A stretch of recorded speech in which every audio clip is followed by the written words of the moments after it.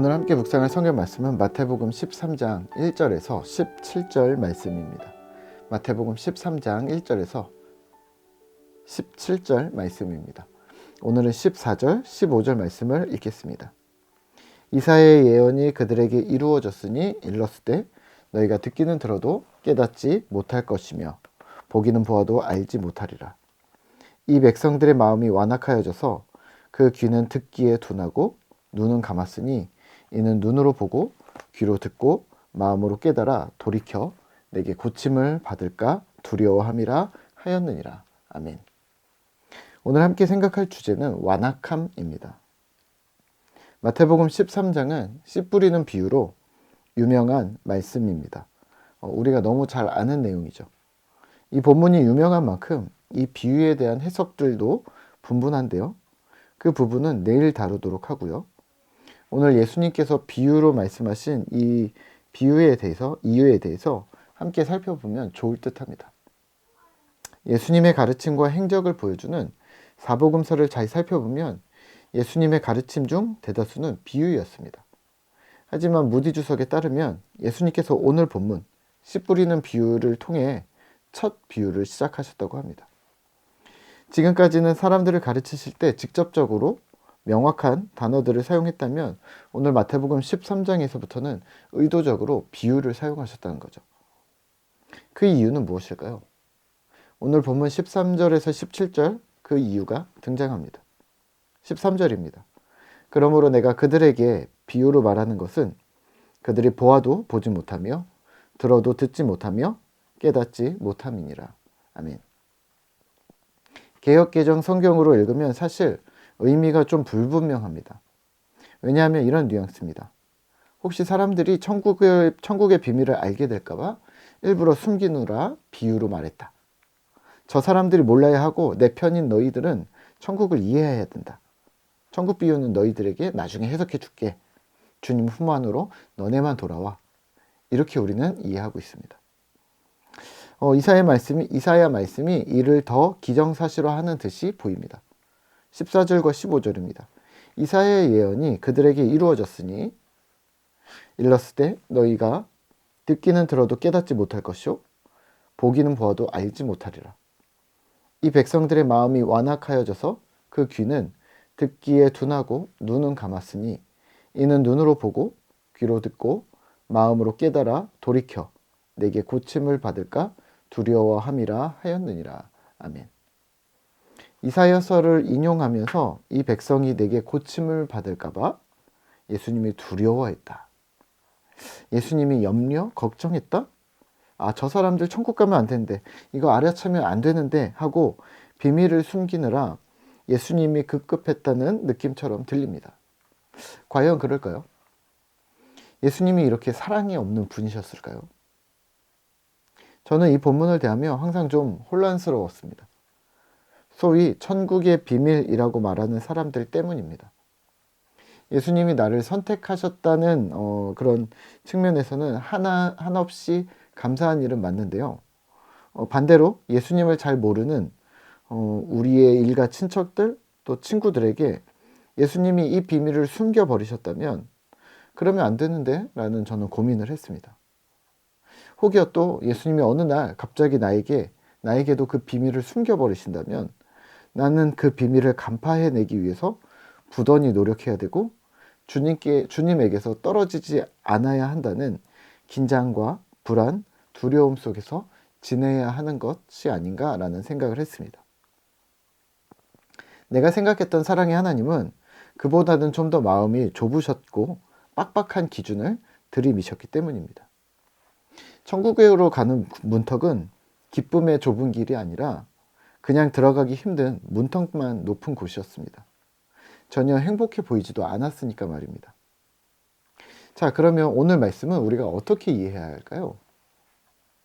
완악함을 염두에 두셔야 합니다.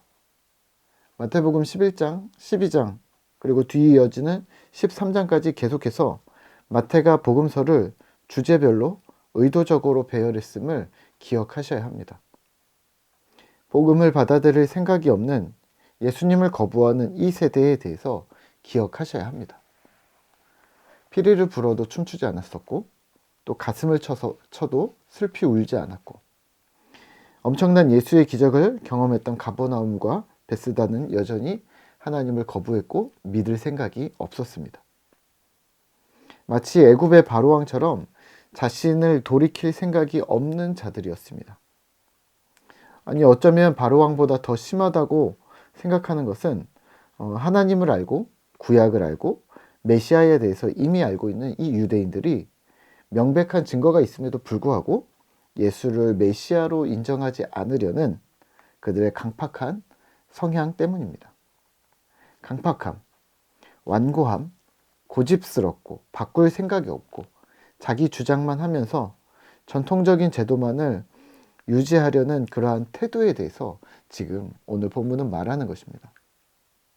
그런 자들에게 예수님께서 복음을 떠먹여 주셨는데도 불구하고 입을 열지 않는 완고함에 대해 오늘 지적합니다. 이사야 역시 그러한 완고함과 강팍함을 미리 예언했던 것이죠. 이런 사람들이 이렇게 생각하는 거죠. 내가 예수 믿으면 어떡하지? 내가 신자 되면 어떡하지? 하고 염려하는 것처럼 보인다는 말입니다. 제 주변에는 남자들이 많으니까요. 이렇습니다. 교회 한번 나가보면 어떠세요? 라고 얘기하면 바로 이렇게 대답합니다. 안 돼. 그러면 술, 담배 못 하잖아. 나중에 끊으면 갈게. 교회 다니면 그거 하지 말라고 하잖아. 또 어떤 분은 나는 장손이야. 우리 집은 제사해야 돼. 교회 다니면 제사하지 말라고 하잖아. 교회를 무엇을 하지 말라는 종교로 인식하고 있습니다. 신자들 중에도 이런 사람이 또 있는 거죠. 목사님, 저는 적당히 교회 다니고 싶습니다. 왜냐하면 열심히 하다가 오지나 아프리카 같은 곳으로 선교 나가라고 하면 어떡합니까? 또 혹시 저에게 목사하라고 하면 어떡합니까? 네, 다들 김칫국을 너무 많이 마시셨습니다. 하나님은 그러한 완고함과 오해 위에 복음을 세우시지 않습니다. 스스로 두려워하고 스스로 염려하는 거죠. 너무 잘 될까봐, 너무 믿음이 좋아질까봐, 너무 내가 엘리트가 될까봐 두려워한다, 걱정한다, 근심한다. 마치 죄가 없어지면 어떡하지? 몇 가지만 정리하면 이렇습니다.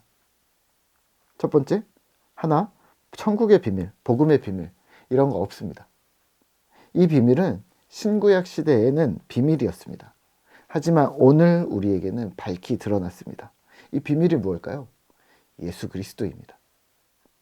아직도 비밀이 더 있어 라고 말하고 있다면 그 사람 의심해야 합니다. 두 번째는 하나님은 마음 좁지 않습니다. 일부러 숨기고 안 가르쳐주고 너만 알고 있어 라고 말하지 않으십니다. 사람들이 깨닫지 못하는 이유는 안 보려고 하고 인정하지 않으려 하기 때문입니다. 잘못한 거 알면서 인정하지 않는 사람들 있잖아요. 잘못한 거 알면서 사과하지 않는 사람들 있잖아요. 네, 그 고집스러움과 성격이 같습니다. 세 번째, 이사야는 그러면 왜 그렇게 말했습니까? 라고 물으신다면 시대마다에 있는 완고함입니다. 두려워함이라 이 단어는 개역개정 성경에만 나오는데요. 그럴 수 있다, 그럴지도 모른다 라고 생각한다. 내가 예수를 잘 믿어서 죽게 돌아갈 수 있을지도 모른다 라고 하는 문장을 모른다 하고서 염려함이라 두려워함이라 이런 식으로 단어를 바꾼 거죠.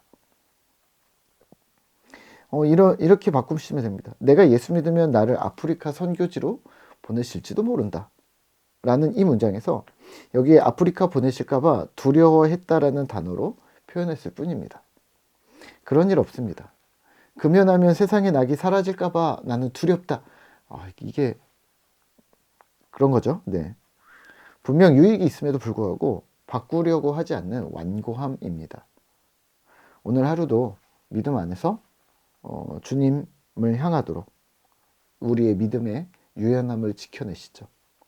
주님은 사랑의 하나님입니다. 주의해야 할 것은 스스로 강팍해 됨, 완고함입니다. 주님을 사랑하고 주님 의지하기를 힘쓰는 그런 신실한 신자 되시기를 기도하겠습니다.